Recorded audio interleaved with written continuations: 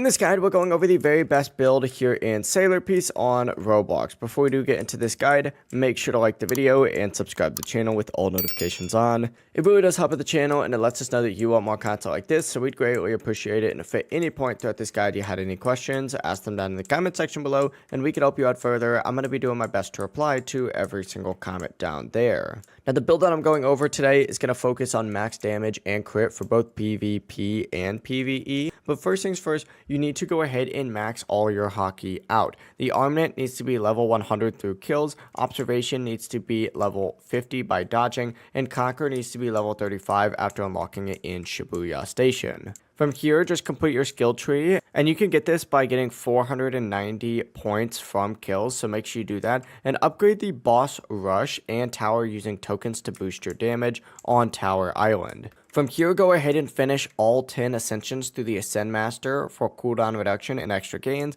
and for your stats, make sure that you roll until you get at least SSS, with Z being the very best. Use the Primordial Rune from the Infinite Tower for a huge damage boost, and for traits, go with Emperor and use Rampage as your spec passive. If you have the ability to, make sure that you do pick the Colossus Power for extra damage, HP, and crit, and for the race, I'd recommend using Sword Bless for sword builds or Warlord for melee, but the best clan is going to be Upper Clan with Pride and Eminence as backups. If you're able to get the 6-eyed demon title from the Moonslayer boss right now, I would recommend doing that because it'll give you more damage, and your main weapon should be the Atomic Sword fully upgraded, and use Moonslayer for your melee. Finally, if you have the ability to, and for whatever reason I just cannot get this again after I traded it out for a video, use the Light Fruit because it gives you, crazy mobility. And it has a good AoE and range as well. But that is it. If you max everything in this video, you will be the most OP